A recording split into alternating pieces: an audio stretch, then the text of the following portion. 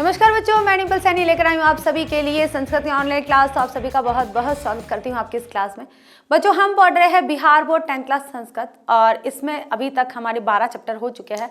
हमारी जो पीयू संभाग 2 है वो भी काफ़ी हद तक पूरी होने वाली है। अब मुश्किल से 2 चैप्टर बचे हैं और वो भी जल्दी से कर लेंगे। 12वां चैप्टर हमारा था कर्ण से दानवीरता, यानी कि कर्ण की वीरता के बारे में बताया था कि कैसे वो इतने दानी थे कि उन्होंने अपने जन्म के समय से ही आए हुए कवच और कुंडल निकालकर इंद्र को दे दिए थे। तो ऐसी उनकी दानवीरता थी। तो ये सारी चीज़ें हम पढ़ चुके हैं।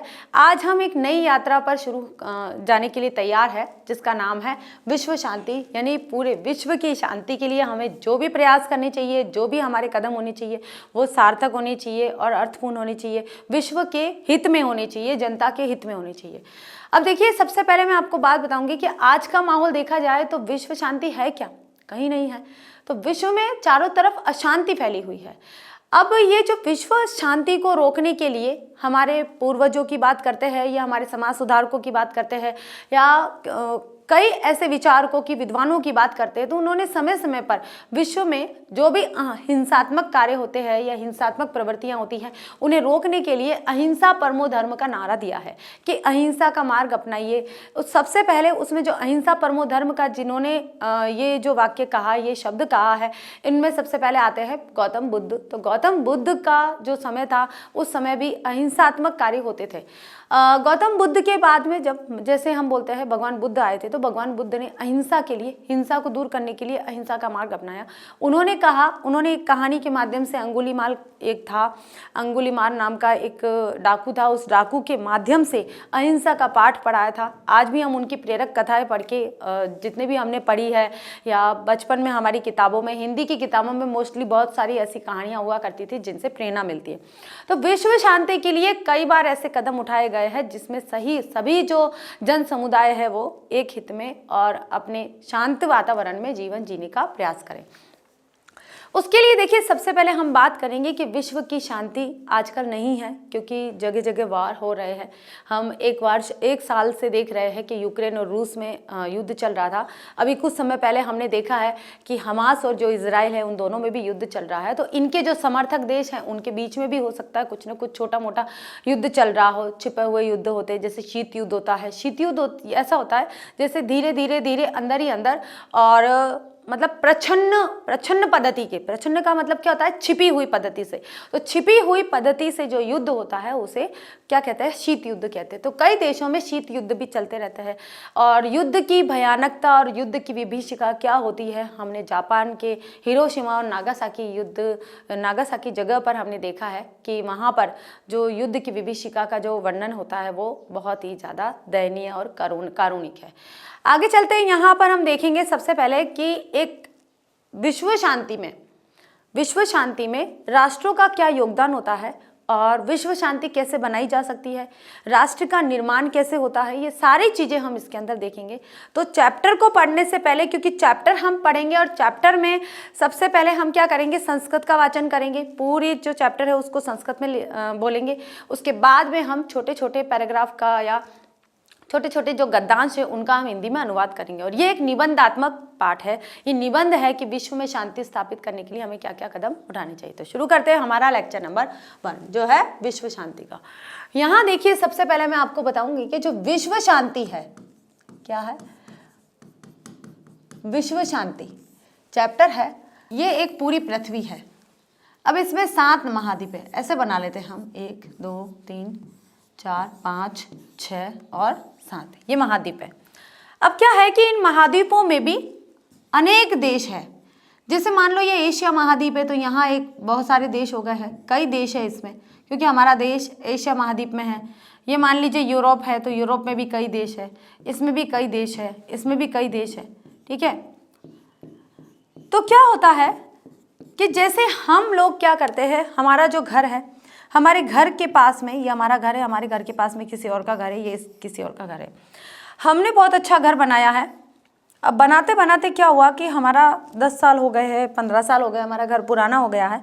अब यहाँ पर एक व्यक्ति ने नया घर बना दिया, तो हम क्या करेंगे? हमें थोड़ी सी उससे जलन होगी या नहीं होगी? ईर्ष्या का भाव होगा नहीं होगा? होगा बिल्कुल।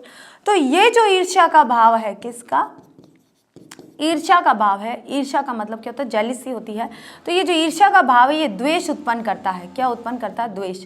और द्वेष उत्पन्न करने से क्या होता है, हमारे दोनों के बीच में विरोध की स्थिति उत्पन्न हो जाती है, कटुता आ जाती है। और विरोध की स्थिति से क्या होगा, हम आए दिन यहाँ पर विवाद उत्पन्न हो जाएगा हमारे बीच में, और विवाद उत्पन्न हो जाएगा तो आए दिन यहाँ पर लड़ाई होगी, हाँ, अशांति होगी। तो जैसे घरों के बीच में या हमारे आस पड़ोस में भी अगर हमारे बीच में द्वेष की भावना है, ईर्ष्या की भावना, और ईर्ष्यावश ही आप द्वेष करोगे और द्वेष के कारण ही आप विवाद करोगे। बिना ईर्ष्या के कोई विवाद नहीं करेगा, चाहे छोटा हो चाहे बड़ा हो। जब तक आपके मन में दूसरों के प्रति ईर्ष्या का भाव नहीं होता, या दूसरों के प्रति आपके प्रति दूसरों के मन में आपके प्रति कोई ईर्ष्या का भाव नहीं है, तब तक आप विवाद नहीं करोगे, आप झगड़ा नहीं करोगे। क्योंकि कोई इंसान कितना भी सक्सेसफुल है और अगर आपके मन में उसके प्रति कोई श्रद्धा है, अच्छा भाव है, या फिर ऐसे ही है कि ठीक है, हो गया है ना, ये वाली चीज है, तो आप कभी भी विवाद नहीं करोगे, क्योंकि आप संतुष्ट व्यक्ति हो। और संतुष्टता ही यानी कि संतोष ये सबसे बड़ा धन होता है। अगर जिसके पास संतोष नामक धन है वो कभी भी ईर्ष्या के लालच में या ईर्ष्या के वश में कभी भी नहीं आता है।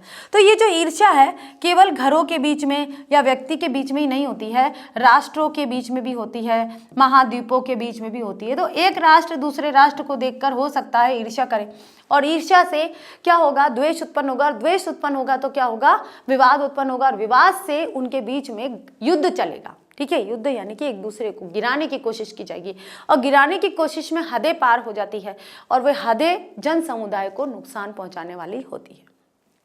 तो हम मानते हैं कि हम जिस भूभाग पर, निश्चित भूभाग पर रहते हैं उसे राष्ट्र कहते हैं, और एक राष्ट्र की उन्नति, विश्व में हम एक मनुष्य को नहीं ले सकते हैं, पूरे राष्ट्र को लेंगे, तो एक राष्ट्र की उन्नति पूरे विश्व की उन्नति पर निर्भर करती है, और एक विश्व की उन्नति भी राष्ट्र की उन्नति पर निर्भर करती है।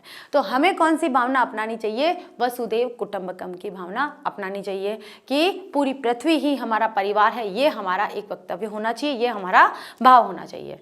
अब देखिए बच्चों, इसका एक चीज बताती हूं कि किसी भी राष्ट्र के निर्माण में, अगर राष्ट्र का निर्माण करना है, ठीक है, राष्ट्र का निर्माण, तो किसी भी राष्ट्र के निर्माण में 3 तत्वों की आवश्यकता होती है। कितने तत्वों की आवश्यकता होती है, 3 तत्वों की।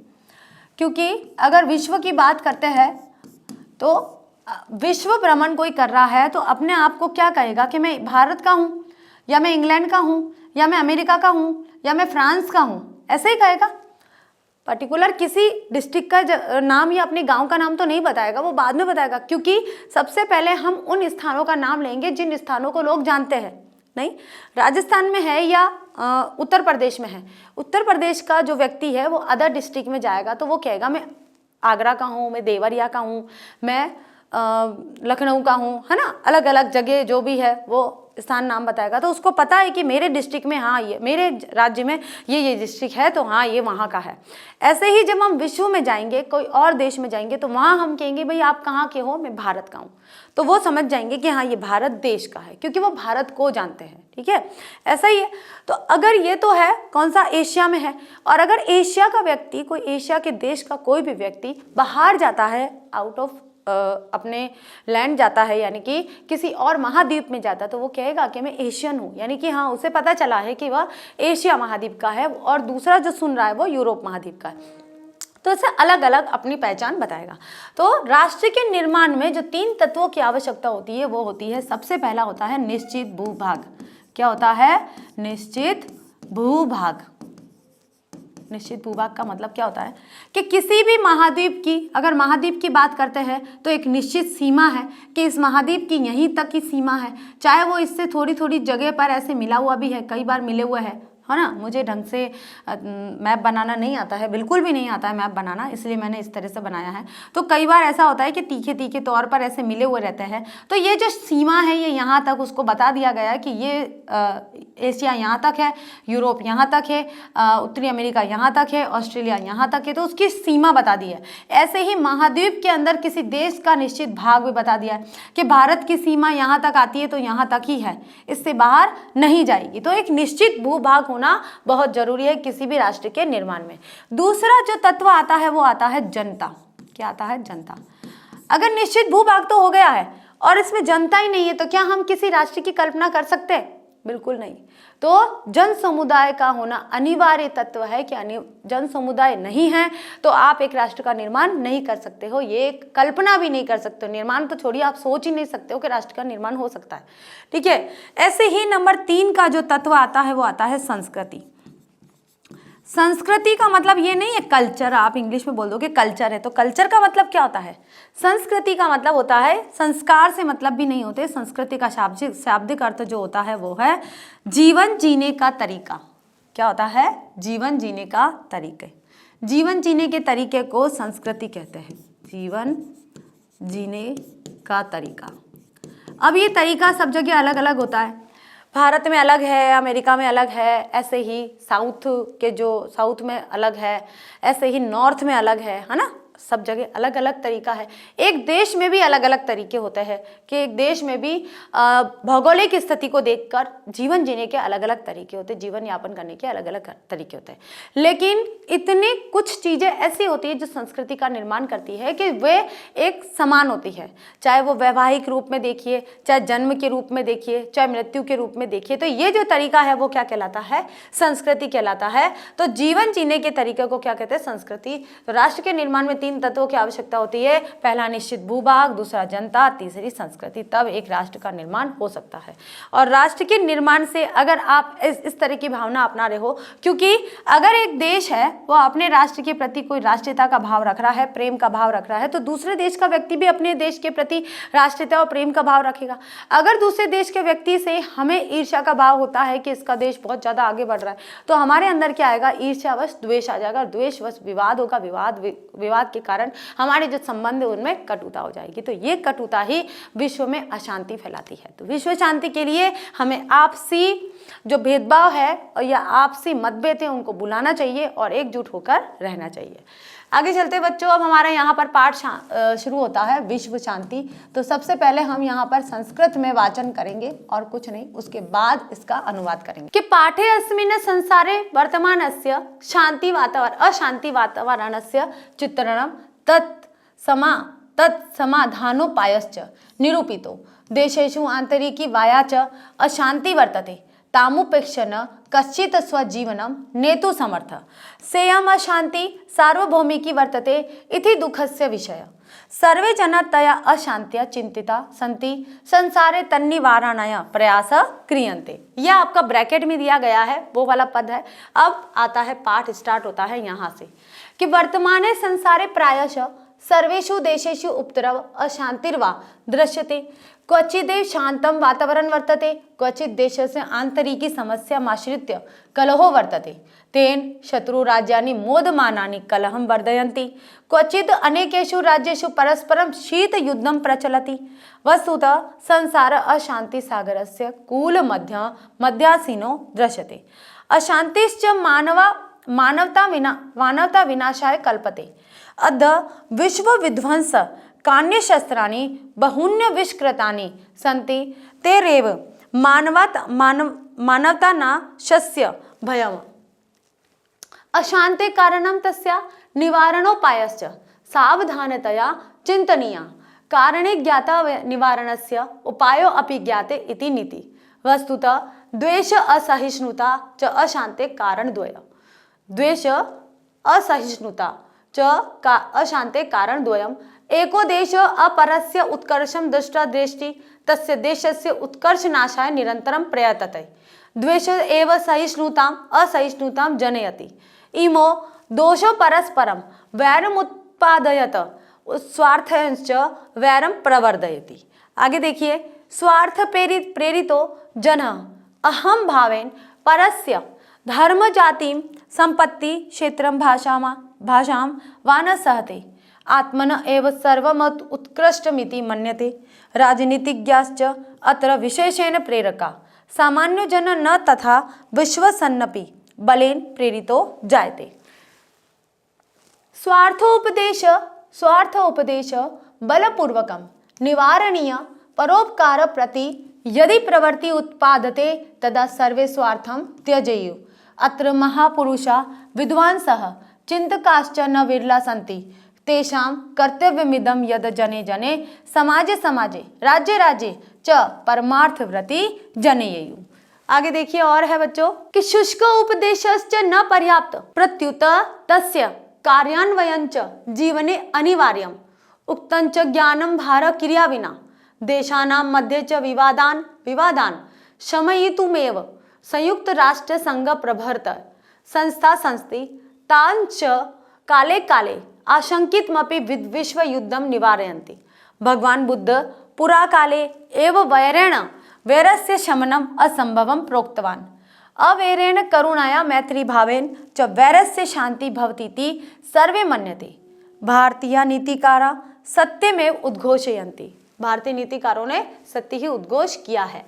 अयम निजो परो वेति गणना लघु चेतसाम उदार चरिता नाम तु वसुदेव कुटुंबकम परपीडनम आत्मनाशाय जायते परोपकाराश्च शांति कारणम भवति अद्यापि परस्य देशस्य संकट काले अन्य देशा सहायता राशि सामग्री च प्रेषयन्ति इति विश्व शांति सूर्योदयो दृश्यते। ठीक है, तो ये बच्चों अभी हमारा सिर्फ और सिर्फ संस्कृत का चैप्टर हमने रीडिंग किया है। अब इसके थोड़े से हम शब्दार्थ देख लेते हैं और उसके बाद में हम इसका अनुवाद स्टार्ट करते हैं। ठीक है, तो अब ये है हमारे शब्दार्थ। तो शब्दार्थ में देखिए वा जो शब्द आता है, वा का मतलब क्या होता है? वा यहाँ पर संस्कृत अर्थ है। यहाँ पर क्या लिखेंगे?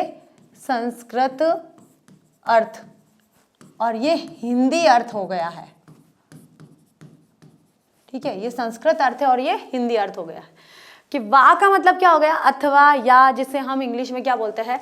वा, एक तो वा शब्द हो गया है, एक अथवा हो गया है और एक या हो गया, या भी बोलते हैं, और इंग्लिश में जिसे और बोलते हैं। तो ये क्या है? वा अथवा या।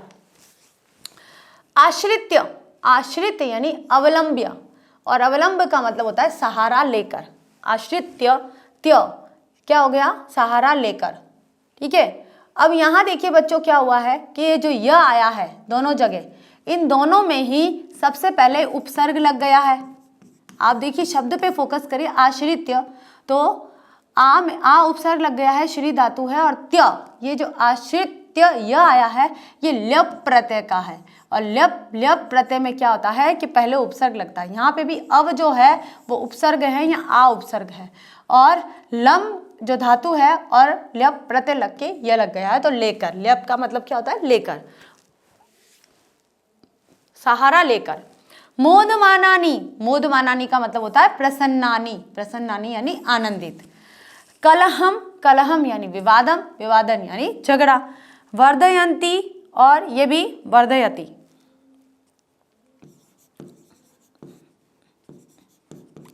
वर्धयंती बढ़ाते हैं। शीत युद्धम, शीत युद्धम का मतलब होता है प्रच्छन्न युद्धम, और प्रच्छन्न का मतलब क्या होता है? छिपा हुआ या छिप कर। जो छिप कर युद्ध किया जाता है उसे क्या बोलते हैं? शीत युद्ध, और इसे कोल्ड वार भी बोलते हैं। इंग्लिश में इसे कोल्ड वार बोलते हैं। और कोल्ड वार क्या होता है कि जो छिप कर, शांत रहकर, ठंडे रहकर और फिर छिप कर फिर युद्ध किया जाता है, उसे क्या बोलते हैं? शीत युद्ध कहा जाता है। कूलम, कूलम का मतलब होता है तटम, कूल तट और किनारा। ये एक तरह का क्या हो गया है? पर्यायवाची हो गए हैं। ऐसे ही मोदमानी, प्रसन्नानी, आनंदित, ये पर्यायवाची हो गए हैं। कलहम, विवादम, झगड़ा, ये पर्यायवाची हो गए हैं। तो कूलम, तटम, किनारा। अब देखिए कूलम का जो ये कूल शब्द है ये क्या होता है? जब हम युग्म शब्द पढ़ते हैं, आप सभी जानते होंगे युग्म शब्द आपके हिंदी में आते होंगे कि युग्म शब्द होते हैं जिन्हें जोड़ा बोलते हैं। क्या बोलते हैं? जोड़ा। और जोड़ा ऐसा होता है कि कुछ शब्द ऐसे होते हैं जो वर्तनी में और दिखने में एक जैसे होते हैं, लेकिन उनके जो अर्थ होते हैं वो अलग होते हैं। यहाँ हम कूल की बात करते हैं और एक कुल की बात करते हैं। कूल का मतलब क्या होता है? किनारा। कूल का मतलब क्या होता है? किनारा। और कुल, कुल का मतलब क्या होता है? एक तो वंश होता है और एक जोड़, कि कुल कितना हुआ है जोड़कर बताइए। तो कुल यानी किनारा या तट। तो हम यहाँ जो पढ़ रहे हैं वो पढ़ रहे हैं कुल, तट या किनारा, ये पर्यायवाची शब्द आ जाते हैं। विध्वंसकानी, नाशकानी या नष्ट करने वाले। ठीक है, आगे देखिए बच्चों और है निवारणम। निवारणम का मतलब होता है दूरीकरणम, और दूरीकरणम का मतलब था दूर करना या हटाना। असहिष्णुता, परस्य उत्कर्ष प्रति ईर्ष्या, दूसरे की उन्नति न सहना। इसको क्या बोलते हैं? असहिष्णुता को एक अर्थ में बोल सकते हैं हम ईर्ष्या। क्या बोलते हैं? ईर्ष्या, इसे बोलेंगे ईर्ष्या, बड़ी ई आएगी इसलिए थोड़ा सा ज़्यादा हमें बोलना है, अधिक समय लगाना है क्योंकि ये दीर्घ स्वर है और दीर्घ स्वर में ईर्ष्या, ईर्ष्या नहीं ईर्ष्या, ठीक है, ऐसे आपको उच्चारण करना है। विरला, विरला क्या होता है? जो कोई एक ही होता है, बहुत सारे में कोई एक ही मिलता है उसे विरला बोलते हैं। विरला का मतलब होता है अल्पा और अल्पा यानी बहुत कम। प्रत्युत, प्रत्युत का मतलब होता है अपितु और अपितु का मतलब क्या होता है? बल्कि। शांतम कर्तुम, शमयितुम, शमयितुम का मतलब होता है शांतम कर्तुम, शमयितुम शांत करने के लिए। ये जो तुम आया है ये तुमुन प्रत्यय के लिए आया है और तुमुन प्रत्यय में तुम शेष रहता है और इसका मतलब होता है के लिए। क्या होता है? के लिए। इसका जो तात्पर्य होता है वो बता रही हूँ। प्रभृतय, प्रभृतय का मतलब होता है इत्यादि और इत्यादि का मतलब होता है इत्यादि, मतलब आदि, इति आदि, ऐसा और भी है। पुरा काले, पुरा यानी पुराना और काले यानी समय। पुराना काल क्या होता है? प्राचीन, प्राचीन यानी पुराना और पुराना यानी काल यानी समय। तो पुराने समय में, अब ये जो पुरा काले आया है बच्चों, यहाँ देखिए जो पुरा काले है इसमें कौन सी विभक्ति है? सप्तमी विभक्ति है। कौन सी है? सप्तमी विभक्ति है और सप्तमी विभक्ति एक वचन का मतलब होता है मैं, यहाँ पर पुराने समय में, ठीक है। करुणाया, करुणाया, तो या यहाँ पर कौन सी है? तृतीया। कौन सी विभक्ति आ गई है यहाँ पर?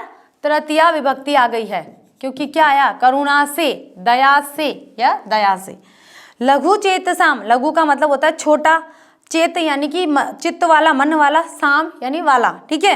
तो शुद्र चित्तानाम, शुद्र का मतलब भी होता है छोटा, बिल्कुल ओछा, है ना, छोटे चित्त वाला या ओछे चित्त वाला। ओछा क्या होता है? वो चीप जो होते हैं ना उन्हें ओछा बोलते हैं। तो ये हुआ हमारा शब्दार्थ भी हो गए हैं। अब हम यहाँ करते हैं इसका हिंदी अनुवाद। तो अब हिंदी अनुवाद करेंगे। पाठे अस्मिन, पाठे फिर आ गया सप्तमी, इसका मतलब होता है मैं, और अस्मिन यानी कि इस पाठ में क्या हो जाएगा? इस पाठ में संसारे, संसार में, वर्तमानस्य, संसार में, ये भी जब भी एक ही मात्रा आती है, मैंने आपको बताया है किसी शब्द में, तो वहां पर क्या अर्थ होगा? इसमें मैं, पे, पर, मैं पर, आप मैं पर भी लिख सकते हो। वर्तमानस्य, अस्य आ जाता है, वहाँ षष्ठी आ जाती है, इसका मतलब होता है का, के इस पाठ में वर्तमान संसार में, इस पाठ में संसार में वर्तमान की अशांति वातावरणस्य, अशांत वातावरण का चित्रण तत्समाधान उपायश्च निरूपिते, और उसके समाधान को निरूपित किया गया है। देशेषु, देशों में, देशेषु, यहाँ पर सप्तमी विभक्ति बहुवचन आ गया है। क्या आ गया है? ये बहुवचन, ये एक वचन है और ये बहुवचन, सप्तमी बहुवचन। आंतरिकी, देशों में आंतरिक एवं बाह्यच और बाहरी, आंतरिक और बाहरी, कि देशों में आंतरिक और बाहरी अशांति वर्तते, अशांति है। तामुपेक्ष न कश्चित स्वजीवनम, तामुपेक्ष उनमें से हर कोई न कश्चित स्वजीवनम नेतु समर्थ, कि यहाँ हर कोई अपना जीवन जीने में नेतु समर्थ नहीं है, उनकी उपेक्षा को हर कोई अपना जीवन जीने में समर्थ नहीं है। से अयम स अयम अशांति सार्वभौमिकी वर्तते, इसलिए ये जो अशांति है ये सार्वभौमिकी यानी कि सभी जगह व्याप्त है, वर्तते यानी है। इति दुखस्य विषय, ये दुख का विषय है। सर्वे जना, सभी लोग, तया अशांत्या, इस अशांति के चिंतित संति है, सभी लोग इस अशांति से चिंतित है। संसारे, संसार में, तन्निवारणाय, इसके निवारण के लिए प्रयासा क्रियन्ते, प्रयास करने हैं, मतलब ये संसार में सभी लोग इसके निवारण के लिए कोई ना कोई प्रयास करते हैं। यह है इसका अनुवाद। आगे चलते बच्चों कि इस पाठ में वर्तमान में अशांति का चित्रण किया गया है। यहाँ लिखते हैं हम अनुवाद, और इस पूरे को यहाँ से अनुवाद लिख लेते हैं ताकि आपको समझ में आ जाए कि इस पाठ में वर्तमान संसार में अशांति का चित्रण और इसके समाधान को निरूपित किया गया है। देशों में आंतरिक और बाह्य अशांति है, हर कोई अपना जीवन जीने में असमर्थ है। पूरे विश्व में शांति फैली हुई है, यह दुख का विषय है। सभी लोग चिंतित है, संसार में निवारण का, किसके निवारण का? अशांति के निवारण का प्रयास किया जा रहा है। ये इसका अनुवाद हो गया है। अब चलते हैं, हमारा जो चैप्टर स्टार्ट होता है वो क्या है कि वर्तमाने संसारे प्रायशः सर्वेषु देशेषु उपद्रव अशांतिर्वा दृश्यते, कि वर्तमान संसार में प्राय सभी देशों में, सभी देशों के बीच में उपद्रव और अशांति का वातावरण दिखाई देता है। क्वचित देश शांतम वातावरण वर्तते, किसी देश में तो शांत वातावरण है, क्वचित यानी कि किसी में, और कुछ देश में, कुछ देश की आंतरिक समस्या आश्रित कलहो वर्तते, यानी कि आंतरिक समस्या का सहारा लेकर कलह, कलह का मतलब क्या होता है? विवाद है, विवाद है। तेन शत्रु राज्यानि, और उनसे शत्रु राज्य जो भी है वे मोदनानि कलहम वर्धयन्ति। मोदनानि का मतलब होता है प्रसन्न होकर, प्रसन्नता से कलहम, विवाद को, कलहम का मतलब क्या होता है? विवाद को वर्धयन्ति, बढ़ाते हैं। कि कुछ जो शत्रु राज्य होते हैं वे क्या करते हैं? आपस में अपने पड़ोसी राज्य जो है और वे शत्रु राज्य के साथ मिलकर प्रसन्न होकर, खुश होकर, है ना, और उस राज्य के कलह को यानी झगड़े को और बढ़ाने का प्रयास करते हैं। कुछ राज्य, कुछ अनेकेषु राज्येषु, कुछ अनेक राज्यों में परस्परम शीत युद्धम प्रचलति, आपस में, परस्परम का मतलब क्या होता है? आपस में, आपस में। अब यहाँ क्या है? क्वचित, कुछ, क्वचित का मतलब होता है कुछ, अनेकेषु, अनेकेषु राज्येषु, अनेक राज्यों में, ये भी क्या हो गया है? सप्तमी बहुवचन, सप्तमी बहुवचन है ये। शीत युद्धम, जो छिपा हुआ, छिपी हुई पद्धति से जो युद्ध होता है, कोल्ड वार है, वो प्रचलति, चलता है, चलता है। वस्तुतः, वास्तव में, वस्तुतः क्या होता है? वास्तव में। संसार अशांति सागरस्य, अशांति के सागर में, कुल मध्यासीनों के किनारे पर दृश्यते, अशांति सागर के किनारे पर आसीन दिखाई देता है। ठीक है, ये जो संसार है कि ये जो संसार है अशांति के सागर में, ऐसा लग रहा है जैसे अशांति के सागर में किनारे पर बैठा हुआ दिखाई दे रहा है कि कभी भी ये डूब सकता है। अब चलते इसका अनुवाद करते हैं। यहाँ पर हुआ हमारा अनुवाद कि इस समय प्राय संसार के सभी देशों में अशांति देखी जाती है, संयोग से ही कहीं शांति का वातावरण देखने को मिलता है। देश, किसी देश में आंतरिक अव्यवस्था के कारण अशांति है तो कहीं शत्रु देश द्वारा अशांति फैलाई जा रही है, तो कहीं अनेक देशों में शीत युद्ध चल रहा है। इस प्रकार सारा संसार ही अशांति के वातावरण में जी रहा है, अशांति रूपी महासागर के किनारे पर बैठा हुआ दिखाई दे रहा है। अब चलते अगला जो हमारा पैराग्राफ है, अशांतिश्च, और अशांति मानवता विनाशाय कल्पते, मानव के विनाश की कल्पना कर सकते कि, और अशांति के कारण हम मानव के विनाश के लिए कल्पते, मानव के विनाश की कल्पना करते हैं। अद्य, आज, अद्य का मतलब क्या होता है? आज, और ये क्या है? और इसे क्या बोलते हैं? अव्यय बोलते हैं।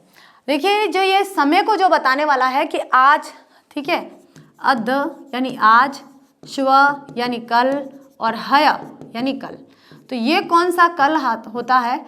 अद्य का मतलब होता है टुडे, कई बार बता चुकी हूं मैं। श्व का मतलब होता है टुमारो, और हय का मतलब होता है यस्टरडे। क्या होता है? यानी बीता हुआ कल। यस्टरडे किसे बोलते हैं? बीते हुए कल। ठीक है, ये तीनों अव्यय है, आपको इन्हें ध्यान में रखने, क्योंकि कई बार क्या होता है कि सेंटेंस दिया हुआ होता है और इनके माध्यम से, ये तो आप पहचान जाओगे अद्य यानी आज होता है, लेकिन इनके माध्यम से आप बताओगे कि इस वाक्य में क्या कहा गया है। ठीक है, आगे देखिए कि अद्य विश्व विध्वंस कार्य शस्त्राणि बहुन्य विष्कृतानि, विष्कृतानि का मतलब होता है निर्मित हो रहे हैं, निर्मित हो रहे हैं। ठीक है, अद्य विध्वंस का, विश्व विध्वंस कार्य शस्त्राणि के, विश्व का विनाश करने वाले शस्त्र बहुत मात्रा में, अधिक मात्रा में निर्मित हो रहे हैं। तेरेव, उनसे, तेरेव का मतलब होता है उनसे ही मानवता नाशस्य भयम, मानवता के नाश का भय है। मानवता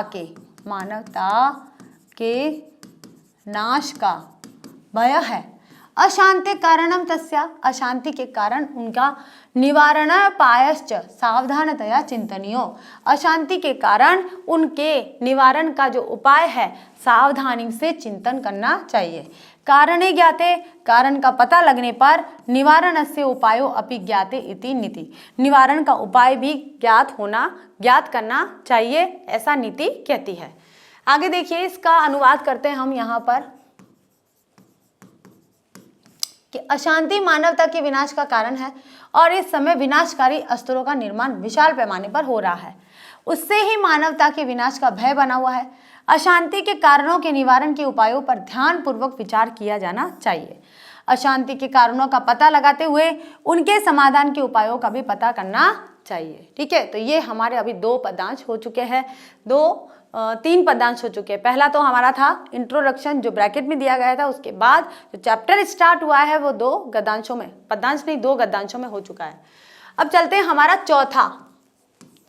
ठीक है, वस्तुतः द्वेष असहिष्णुता च अशांति कारण द्वयम, वास्तव में क्या लिखा है, वास्तव में द्वेष और असहिष्णुता, असहिष्णुता क्या होती है, ईर्ष्या, और ईर्ष्या का जो शाब्दिक अर्थ होता है वो होता है कि दूसरों की उन्नति को सहन न करना। क्या होता है, ईर्ष्या का शाब्दिक अर्थ क्या होता है, ईर्ष्या, और उसका शाब्दिक अर्थ जो होता है वो होता है दूसरों की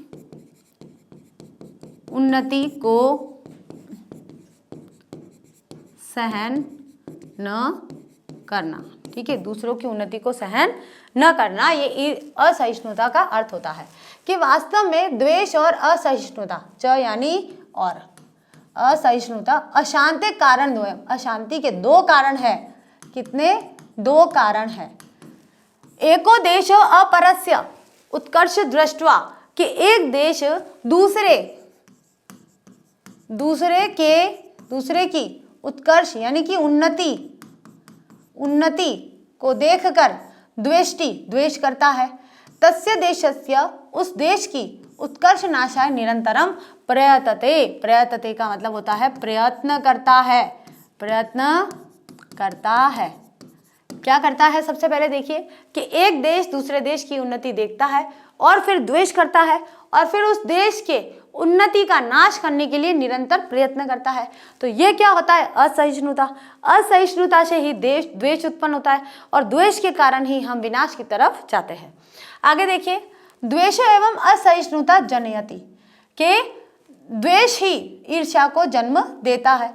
इमो दोषो परस्परम, ये दोनों, इमो का मतलब क्या होता है, ये दोनों दोष आपस में वैरम उत्पादयत, मतलब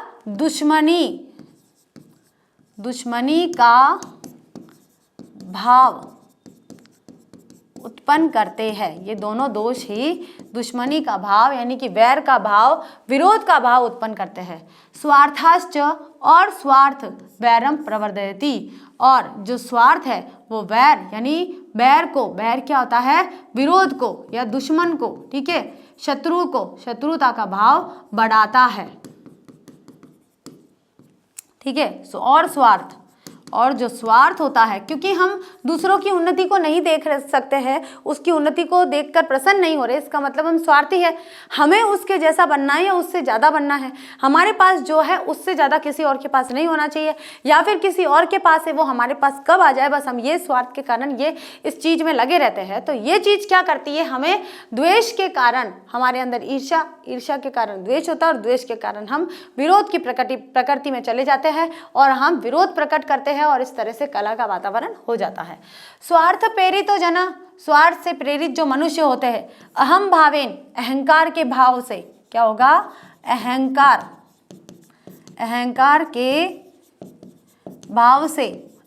के भाव से परस्य, दूसरों के धर्म, जाति, संपत्ति, क्षेत्र, भाषा व न सहते, यानी कि दूसरों की धर्म, जाति, संपत्ति, क्षेत्र और भाषा अथवा भाषा सहन नहीं करते हैं। ठीक है, अब करते हैं इसका अनुवाद कि वास्तव में ईर्ष्या एवं असहनशीलता शांति के मुख्य 2 कारण हैं। एक देश दूसरे देश की उन्नति अथवा विकास देखकर जल भून जाते हैं और उस देश को हानि पहुंचाने का प्रयास करने लगते हैं। द्वेष की असहनशीलता पैदा करता है, द्वेष ही असहनशीलता को पैदा करता है।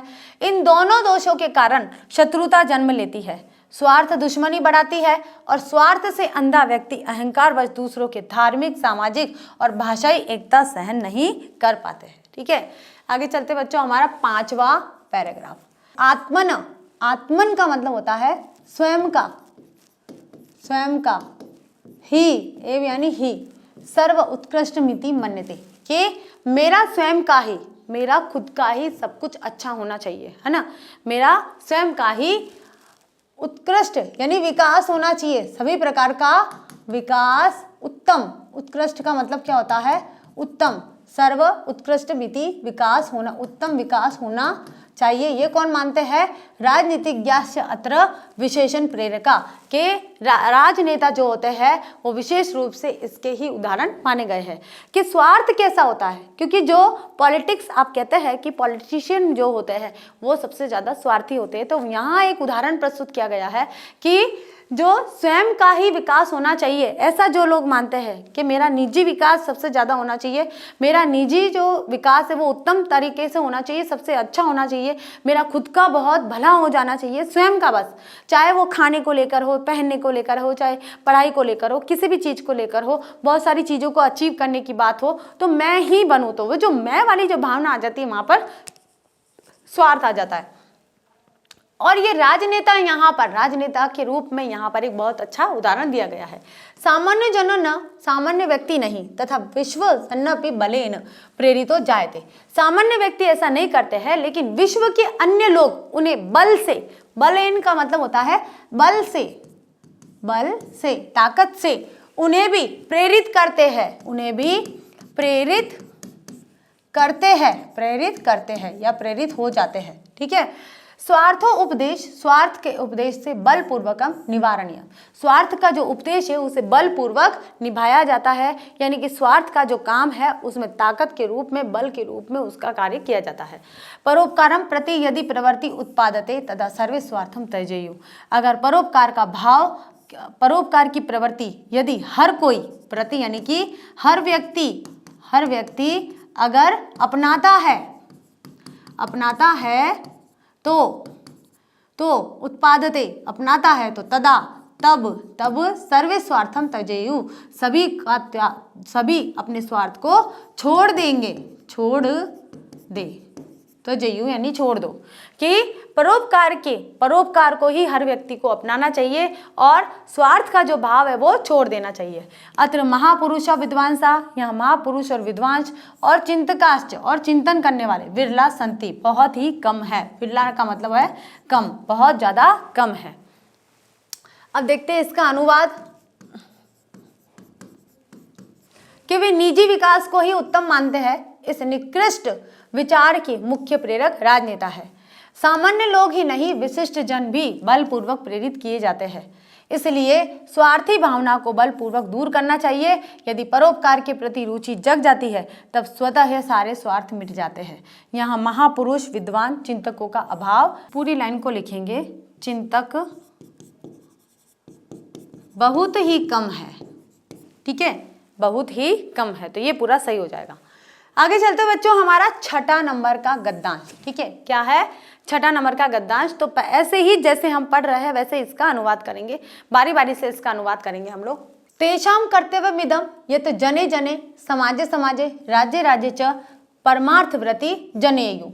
तेषां का मतलब क्या होता है, उनका, किनके बारे में कहा गया है, जो विद्वान लोग हैं, जो चिंतन लोग हैं, जो उत्तम लोग हैं। ठीक है, उन लोगों के लिए कहा गया है कि जो विद्वान लोग हैं और जो परोपकारी लोग हैं, चिंतन करने वाले हैं, विचारक लोग हैं, उनके लिए कहा गया है कि तेषां कर्तव्यमिदं, इदम का मतलब कि यह, यत का मतलब कि उनका यह कर्तव्य है कि जने जने लोग, जन जन में, समाज समाज में, एक समाज से दूसरे समाज में, राज्य में परमार्थ व्रति जायते, परमार्थ का मतलब परोपकार की प्रवृत्ति पैदा होती है।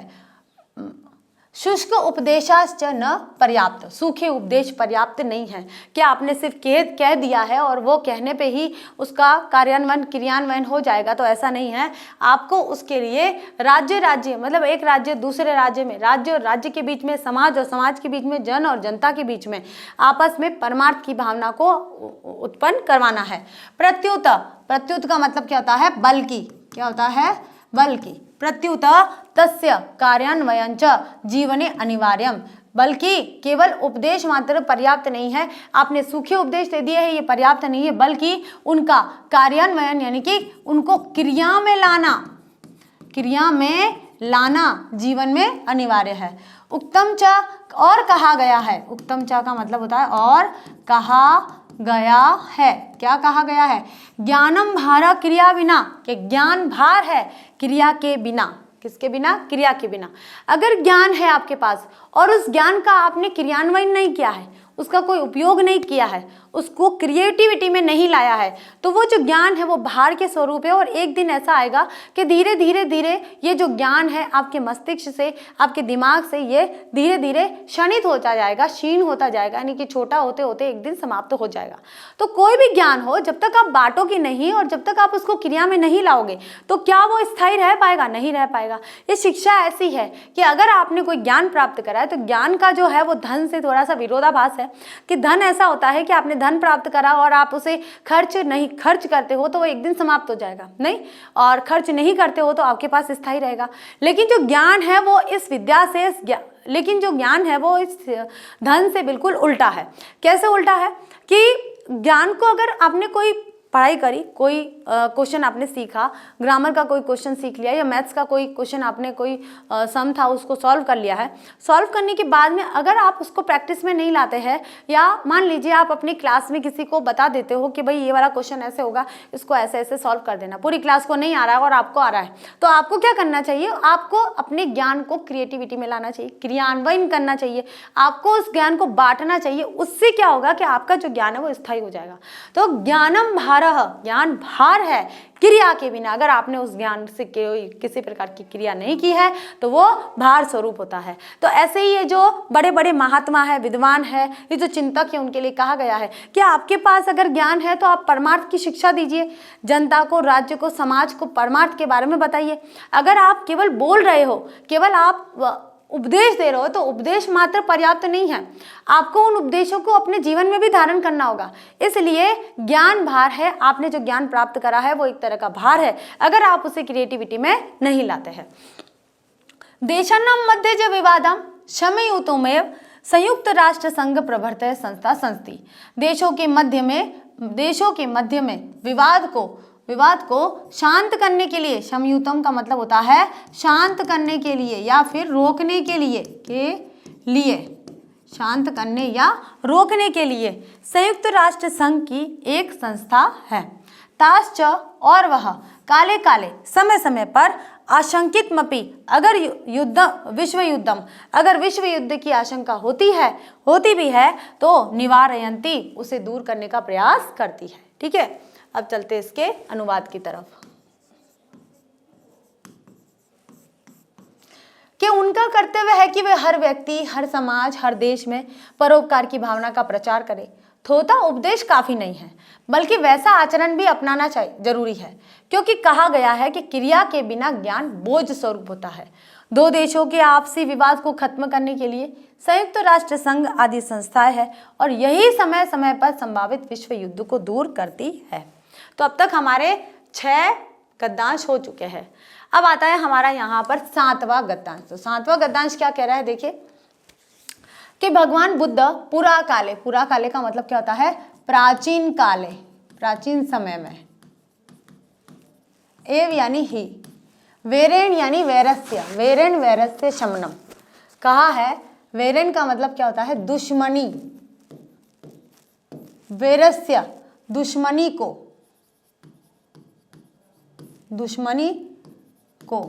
शमनम का मतलब क्या होता है? खत्म करना या नाश करना, असंभवम प्रोक्तवान, असंभवन, है ना, कि क्या कहा है? भगवान बुद्ध ने कहा है। प्रोक्तवान का मतलब कहा है, प्रोक्तवान। भगवान बुद्ध कहते हैं कि प्राचीन काल में ही भगवान बुद्ध ने प्राचीन काल में ही कहा था कि वेरेन वेरस्य शमनम असंभवन, कि दुश्मनी को दुश्मनी से नाश करना, समाप्त करना, खत्म करना असंभव है। एक दुश्मन है, किसी ने चांटा मारा, उसने आके फिर चांटा मार दिया, फिर उसने दोबारा चांटा मारा, फिर चांटा मारा, हो सकता है फिर लात घुसे मारे, उसके बाद में हो सकता है लाठी डंडा वगैरह, उसके बाद हो सकता है बंदूक आ गई भाई, है ना, तलवारें आ गई है। तो दुश्मनी से दुश्मनी बढ़ रही है, नहीं बढ़ रही है? बढ़ रही है। तो भगवान बुद्ध ये कह रहे हैं, उन्होंने ही तो कहा था हिंसा परमो धर्म, कि आप हिंसा के बदले अहिंसा करिए, और इन्हीं का अनुसरण किया था महात्मा गांधी ने। उन्होंने भी कहा था कि अहिंसा का मार्ग अपनाइए, कि आप हिंसा न करिए। तो उन्होंने उदार नीति को अपनाया था। तो यहाँ पर महात्मा बुद्ध की बात बताई जा रही है कि दुश्मनी से दुश्मनी को बढ़ाया जा सकता है, कि आप किसी के साथ कलह कर रहे हो और कलह के बदले में आप जो अपशब्द कह रहे हैं, बदले में आप अपशब्द ही सुनेंगे। अगर कोई व्यक्ति कलह कर रहा है तो उसके बदले में आपको अहिंसात्मक यानी कि शांतिपूर्ण वातावरण रखना चाहिए। उसके बदले में अगर वो जोर जोर से चिल्ला रहा है तो आप शांत रहिए, वो अपने आप चिल्लाना बंद कर देगा। तो कलह का या दुश्मनी का नाश कब हो सकता है? जब आप शांत रहे या अहिंसात्मक मार्ग अपनाते हैं। ठीक है, तो दुश्मनी से दुश्मनी का नाश करना असंभव है, संभव नहीं है। अवेरेन करुणाया मैत्री भावेन। अवेरेन का मतलब क्या होता है? जो शत्रुता का भाव नहीं होता है। ठीक है, वेरेन का मतलब होता है शत्रुता का भाव। कि अवेरेन शत्रुता के भाव, अशत्रुता करुणाया और करुणा से, मैत्री भावेंच मित्रता के भाव से, वैरस्य शांति, भव भीति सर्व मन्यते, सभी मानते हैं कि अवेरेन अशत्रुता करुणा और मैत्री भाव से, वैरस्य का मतलब क्या होता है? दुश्मनी के भाव की, दुश्मनी की शांति होती है, ये सभी मानते हैं। भारतीय नीतिकार सत्य में उद्घोषयन्ति, कि भारतीय नीतिकारों ने सत्य ही उद्घोषयन्ति कहा है। अब यहां पर आता है हमारा अनुवाद, कि प्राचीन काल में भगवान बुद्ध ने कहा था कि दुश्मनी से दुश्मनी को खत्म करना संभव नहीं है, मित्रता एवं दया से शत्रुता भाव को शांत करना संभव है। ऐसा ही सबका मानना है। भारतीय नीतिकारों ने ऐसा ही सबका मानना है। भारतीय नीतिकारों ने सच ही कहा है। अब सच क्या कहा है हम देखते हैं, क्या सच कहा है ये हम यहाँ पर 8वां लिख लेते हैं। और अब आता है हमारे यहाँ पर पद्यांश। ठीक है, तो पद्यांश क्या है कि अयम निज परोवेति गणना लघु चेतसाम उदार चरिता नाम तु वसुदेव कुटुंबकम, कि यह मेरा और वह दूसरों का, गणना जो गिनते हैं, लघु चेतसाम छोटी सोच वाले या चित्त वाले या मन वाले। ठीक है, उदार चरिता नाम, उदार प्रवृत्ति के, उदार मन वाले, तो वसुदेव यानी कि वसुधा एव, कि पृथ्वी ही कुटुंबकम परिवार है। ठीक है, क्या मानते हैं कि यह मेरा और वह दूसरों का है, यह मेरा वह दूसरों का है, इसकी गणना, ऐसा विचार छोटी सोच वाले, छोटे चित्त वाले करते हैं। जिसका मन बहुत छोटा होता है ओछे मन वाले कहते हैं ना, ओछी बुद्धि का है, यानी कि ओछा व्यक्ति है। कितनी छोटी सी बात कर दी है। हम साधारण भाषा में क्या बोलते हैं कि बहुत ओछा व्यक्ति, भाई बहुत ज़्यादा ओछी हरकत करी है इसने, कि इसने छोटी सी चीज़ में मांग ली है। तो ऐसा हमारा मन नहीं होना चाहिए, हमारा मन बड़ा होना चाहिए। तो यह मेरा वह दूसरों का है, ये छोटे चित्त वाले, छोटे मन वाले व्यक्ति ऐसे ही बात करते हैं। उदार चरिता नाम तु वसुदेव कुटुंबकम, कि जो उदार चरित्र के लोग होते हैं, जो उदार प्रवृत्ति के लोग होते हैं, जो नरम स्वभाव के लोग होते हैं, जो नम्रता जिनके अंदर होती है, परोपकार जिनके अंदर होता है, जो महापुरुष होते हैं, वे सारी पृथ्वी को ही अपना परिवार मानते हैं, कि पूरी पृथ्वी ही मेरा परिवार है। वो उन सबको अपना सा मानते हैं, चाहे वे उनसे कितने ही पराए हो। ठीक है, तो ये ऐसा भाव कहा गया है, हमारे नीतिकारों ने कहा है कि यह मेरा है और दूसरों का है। ऐसा नीचे विचार वाले करते हैं। उदार चित्त वाले अर्थात महापुरुषों के लिए सारा संसार ही अपने लिए परिवार जैसा होता है। ठीक है, ये हमारा सरलार्थ था, इसको कहेंगे सरलार्थ। अब चलते हैं हमारा लास्ट और अब चलते हैं हमारा लास्ट पैराग्राफ और यह है गद्यांश कि परपीडनम आत्मनाशाय जायते। परपीडनम दूसरों को पीड़ा देना, दूसरों को पीड़ा देना, आत्मनाशम स्वयं का नाश होता है, स्वयं का नाश होता है, जायते यानी होता है कि दूसरों को पीड़ा देने से स्वयं का नाश होता है। परोपकाराश्च और परोपकार शांति कारणम भवति और परोपकार से शांति स्थापित होती है। अद्यापि आज भी दूसरे देश के संकट के समय में अन्य देश सहायता राशि सामग्री च प्रेषयन्ति कि आज भी दूसरे देश के संकट काल में, संकट के समय में अन्य देश सहायता राशि और सामग्री भेजते हैं। इति विश्व शांति सूर्योदयो दर्शते, ऐसा विश्व शांति का सूर्योदय दिखाई देता है कि विश्व शांति कहीं नहीं जाने वाली है, सूर्योदय हो चुका है और ये अपने चरमोत्कर्ष पर पहुंचेगी। तो विश्व शांति के लिए सबसे पहले तो उदार मन वाला होना चाहिए, परोपकारी स्वभाव का होना चाहिए, परमार्थ करना चाहिए और अहिंसा का मार्ग अपनाना चाहिए, असहिष्णुता का भाव अपनाना चाहिए। तो ये चीजें अगर आपके अंदर है तो विश्व शांति स्थापित हो सकती है। अब करते बच्चों हम यहाँ पर इसका अनुवाद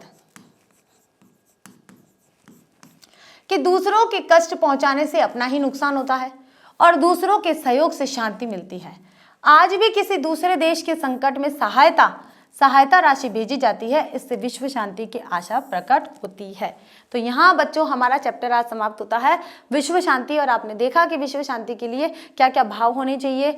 अयम निज परो वेति वाला भाव नहीं होना चाहिए, वसुदेव कुटुंबकम का भाव होना चाहिए। और वसुदेव कुटुंबकम का भाव है अगर आपके मन में तो आप विश्व शांति के प्रणेता कहे जाएंगे, पुरोधर कहे जाएंगे, आप उसके मार्ग पर चलने वाले अग्रणी कहे जाएंगे। तो हमें ऐसा कार्य अपने जीवन में अवश्य करना चाहिए। तो बच्चों आज की क्लास हमारी यहीं पर समाप्त होती है। अगली क्लास में इससे जुड़े हुए जो भी प्रश्न उत्तर है वो सभी प्रश्नोत्तर लेकर फिर से हाजिर होते हैं। तब तक के लिए थैंक यू।